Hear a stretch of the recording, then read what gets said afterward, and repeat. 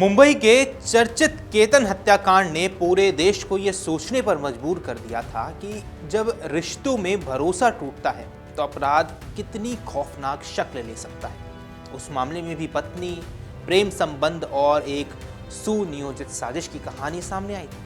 अब उसी तरह एक और दिल दहला देने वाले मामला हरियाणा के रेवाड़ी से सामने आया है। यहाँ भी एक नवविवाहित युवक की मौत को पहले हादसा समझा गया, लेकिन मोबाइल फोन में छिपे डिजिटल सबूतों ने ऐसा राज खोला जिसने हर किसी को हैरान कर दिया है। जिस पत्नी ने पति की चिता के सामने खूब आंसू बहाए, अंतिम संस्कार से लेकर रस्म क्रिया और हर रीति रिवाज निभाए, उसी पर अपने प्रेमी के साथ मिलकर पति की हत्या की साजिश रचने का आरोप लगा है। ये कहानी सिर्फ एक हत्या की नहीं है, बल्कि भरोसे, धोखे और तकनीक की मदद से उजागर हुई एक ऐसी साजिश की है जिसने पूरे इलाके को झकझोर कर रख दिया है। नमस्कार, आप देख रहे हैं अमर उजाला। मैं हूं आपके साथ साहिल सुयार और इस वीडियो में हम इस पूरी कहानी को समझने वाले हैं कि आखिर केतन अग्रवाल जैसा हत्याकांड एक बार फिर से हुआ है और इस बार हरियाणा में।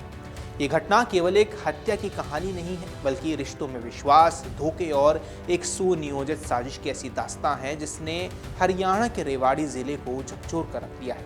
मुंबई के चर्चित केतन हत्याकांड की चर्चा अभी थमी भी नहीं थी कि रेवाड़ी से सामने आए इस मामले ने लोगों को हैरान कर दिया है। यहाँ एक 21 वर्षीय युवक की मौत को पहले हादसा मान लिया गया, लेकिन मोबाइल फोन में जो डिजिटल सबूत थे उससे ऐसी सच्चाई सामने आ गई जिसने पूरे परिवार, पुलिस और स्थानीय लोगों को भी स्तब्ध कर दिया है। रेवाड़ी के गांव जड़थल में रहने वाले 21 वर्षीय मोनू की मौत शुरू में हुई एक सामान्य दुर्घटना जैसी नजर आई। उसका शव गांव असलवास की नहर से बरामद हुआ था और पहली नजर में ऐसा लगा कि शायद वो नहर से गिर गया होगा या किसी हादसे का शिकार हुआ होगा। उसके शरीर पर किसी प्रकार के गंभीर चोट के निशान भी नहीं थे, इसलिए शुरुआती जांच में पुलिस ने भी इसे दुर्घटना मानकर जांच आगे बढ़ाई। लेकिन मोनू के परिवार को शुरू से ही इस मौत पर संदेह था। उन्हें लगता था कि उनका बेटा किसी हादसे का नहीं बल्कि किसी बड़ी साजिश का शिकार हुआ है और ऐसा ही हुआ था। सबसे हैरान करने वाली बात यहाँ ये है कि जिस महिला पर बाद में हत्या की साजिश रचने के आरोप लगे हैं, वही उस समय अपने पति की मौत पर सबसे ज्यादा दुखी होने का अभिनय यानी नाटक कर रही थी। मोनू की पत्नी तन्नू, जो घटना के समय अपने मायके कसौली में थी, पति का शव मिलने की खबर सुनते ही माता पिता, भाई और अन्य रिश्तेदारों के साथ वो ससुराल पहुंची। उसने अंतिम संस्कार से लेकर रस्म क्रिया तक हर सामाजिक और धार्मिक परंपरा पूरी निष्ठा के साथ निभाई। वो परिजनों के साथ बैठकर रोती रही, दुख प्रकट करती रही और ऐसा व्यवहार करती रही कि किसी को उस पर जरा सा भी शक नहीं हुआ। परिवार के लोग भी उस समय ये समझ रहे थे कि वो भी इस हादसे से उतना ही टूट चुकी है जितने बाकी सदस्य। लेकिन कहानी अगर यहीं खत्म हो जाती तो ट्विस्ट नहीं आता।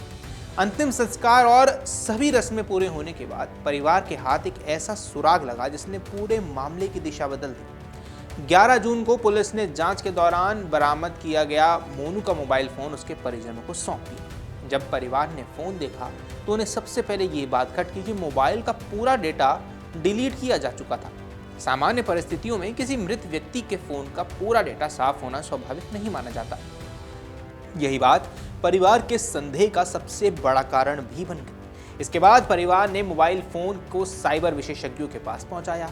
आधुनिक डिजिटल तकनीक की मदद से डिलीट किया गया डेटा रिकवर किया गया और जैसे जैसे मोबाइल के चैट हिस्ट्री और कॉल रिकॉर्ड सामने आते गए, वैसे वैसे ये मामला एक साधारण हादसे से निकलकर हत्या की सुनियोजित साजिश में बदलता चला गया। रिकवर किए गए डेटा से पता चला कि जिस दिन मोनू लापता हुआ था उसने अपनी पत्नी तन्नू को 1-2 नहीं बल्कि पूरे 49 बार फोन कॉल्स किए थे। हैरानी की बात यह थी कि इतने सारे कॉल के बावजूद दोनों के बीच केवल एक बार करीब 3 मिनट तक की बातचीत हुई। इसके अलावा मोबाइल से डिलीट की गई चैट भी रिकवर हुई, जिसने परिवार के संदेह को और मजबूत कर दिया। परिवार ने बेहद संयम से काम लिया।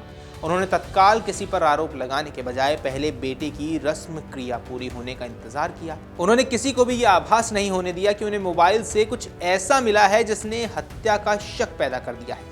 सभी धार्मिक और सामाजिक कार्यक्रम पूरे होने के बाद परिजनों ने मोबाइल से प्राप्त सभी डिजिटल साक्ष्य पुलिस को सौंप दिए और हत्या का मुकदमा दर्ज कर दोबारा जांच की मांग की। अब परिवार का आरोप था कि यदि पुलिस शुरुआत से ही तकनीकी पहलुओं पर गंभीरता से जांच करती तो सच्चाई पहले ही सामने आ जाती। इसके बाद पुलिस ने मामले की जांच का पूरा रुख बदल दिया।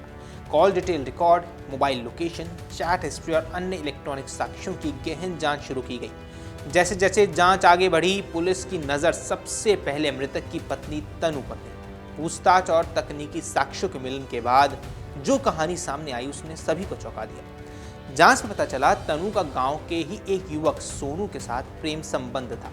दोनों काफी समय से एक दूसरे के संपर्क में थे और कथित तौर पर उन्होंने मोनू को अपने रास्ते से हटाने की योजना बना ली थी। इस साजिश में सोनू ने अपने दो दोस्तों हरिओम और अमन को भी शामिल कर लिया। पुलिस के अनुसार पूरी योजना पहले से तैयार थी। तय योजना के तहत तनु ने अपने पति मोनू को फोन करके गांव कसौली बुलाया। मोनू को इस बात का अंदाजा भी नहीं था कि जिस व्यक्ति पर वो सबसे ज्यादा भरोसा करता है वही उसे मौत के मुंह में भेज रही है। जैसे ही मोनू वहां पहुंचा, पहले से मौजूद हरिओम और अमन ने उसे पकड़ लिया। पुलिस के मुताबिक दोनों ने उसका मुंह और नाक दबाकर उसे बेहोश कर दिया। इसके बाद आरोपियों ने पूरे मामले को दुर्घटना का रूप देने की कोशिश की। सबूत मिटाने के उद्देश्य से बेहोश या मृत अवस्था में मोनू को आसलवास नहर में फेंक दिया गया ताकि ऐसा लगे कि उसकी मौत पानी में डूबने से हुई। उधर परिवार लगातार उसे तलाशता रहा। मोनू के पिता रतनलाल ने 8 जून को थाना कसौला में अपने बेटे की गुमशुदगी की रिपोर्ट दर्ज कराई। उन्होंने पुलिस को बताया कि उनका बेटा रात करीब 10 बजे इलेक्ट्रिक स्कूटी लेकर दवाई लेने के लिए घर से निकला था, लेकिन देर रात तक वापस नहीं लौटा। पुलिस ने गुमशुदगी का मामला दर्ज कर उसकी तलाश करनी शुरू कर दी। 2 दिन बाद यानी 10 जून को गांव आसलवास की नहर से एक युवक की शव मिलने की सूचना मिली। मौके पर पहुंची पुलिस ने शव को बाहर निकलवाया और उसकी पहचान मोनू के रूप में हुई।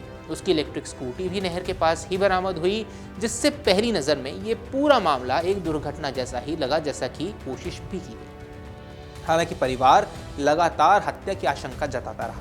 उनके दबाव और बाद में मिले डिजिटल साक्ष्यों के आधार पर पुलिस ने हत्या की धाराओं को जोड़ते हुए जांच को नए सिरे से शुरू किया। तकनीकी जांच के दौरान mobile location, call detail record और अन्य इलेक्ट्रॉनिक साक्ष्यों का विश्लेषण किया गया।